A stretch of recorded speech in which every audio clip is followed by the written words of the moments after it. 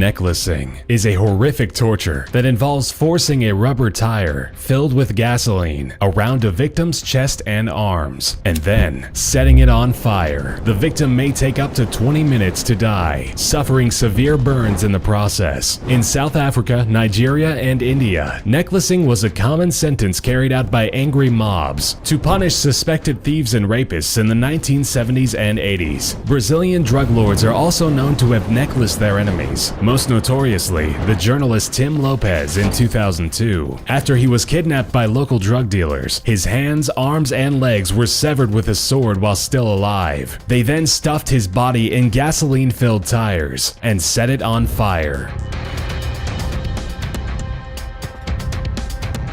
The bone-snapping, ligament-tearing torture device known as the rack was one of medieval Europe's favorite interrogation platforms. Essentially, it is a table that has two rollers on either side. The victim's ankles are fastened to one roller and the wrists are chained to the other. A handle and ratchet mechanism attached to one of the rollers is used to gradually increase the tension on the chains, inducing excruciating pain. Over time, the sufferer's joints are dislocated and eventually separated. One horrifying aspect of this torture is hearing the loud popping noises made by snapping cartilage, ligaments, or bones. Muscles are stretched to the point that they lose the ability to contract, rendering them useless. Rats will do anything to escape an uncomfortable situation, and torturers use this knowledge to their advantage in their sick experiments. A pottery bowl filled with rats are placed open side down on the naked body of a prisoner. Red-hot charcoals are then piled on top of the bowl, effectively heating up the pot and making it unbearable for the rats. The rats' only way out is to gnaw into the very bowels of the victim in an attempt to escape the heat. In one documented occasion, during the Dutch revolt in the 16th century, a prisoner of war endured this torture. After the rats ate through his flesh and scratched at his intestines, the hot coals were then inserted into his stomach, scalding his internal organs.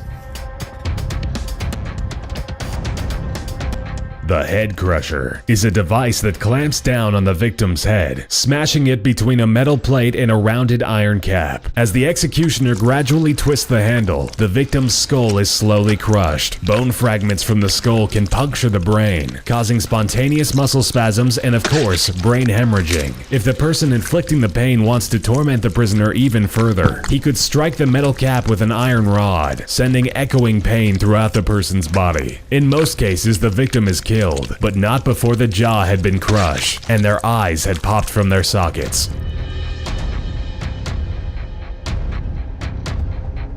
The Tucker telephone was an electroshock apparatus used in Arkansas Tucker State Prison in the 1960s and 1970s. Inmate doctors would use this torture device on unruly prisoners. The device worked by placing a ground wire around the big toe of a prisoner while clamping the hot wire to the person's genitals. The wires were then hooked up to a telephone that had been modified to send electric shocks. As the phone was being cranked, piercing electrical currents were sent throughout the prisoner's body. In prison slang, a long-distance call was a series of electric shocks in a row. Any inmate that passed out from the experience would be splashed with cold water and shocked again, intensifying the agony.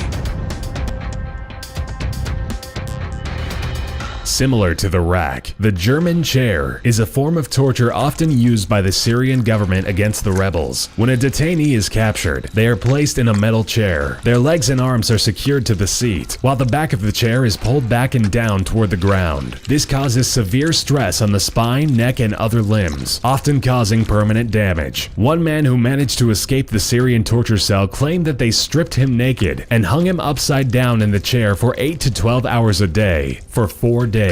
He says the pain was so excruciating that he begged his captors to kill him. He still has uncontrollable twitching as a result of the torture.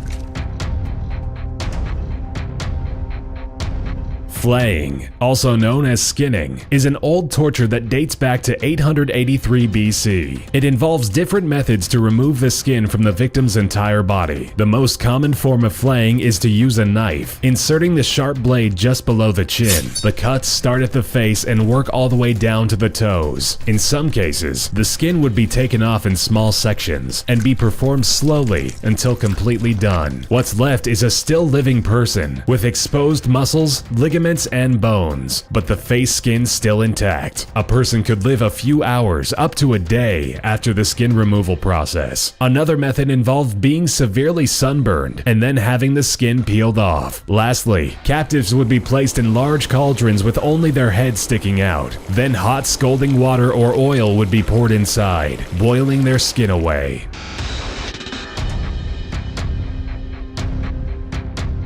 Impalement was and is one of the most gruesome ways of dying imaginable. The arms and legs are strapped to the ground by pegs, rendering the person immobile. A large oiled wooden stake is gradually forced into the body, usually into the anus. They made sure that the stake wasn't too sharp, or the victim might die too rapidly from shock. There were many instances where victims were impaled through other bodily orifices, or through the abdomen or chest. Infants were sometimes impaled on the stake, forced through their mother's chests. When the pole was then raised upright, the victim was left to slide down the pole with their own weight. It could take the victim up to 3 days to slowly die. This method of torture dates back to 1772 BC, but was made famous by 15th century Romanian Vlad the Impaler. Bram Stoker's 1897 novel Dracula was inspired by Vlad's name and reputation. Recorded instances of impalement are as recent as 1919, during the Armenian genocides.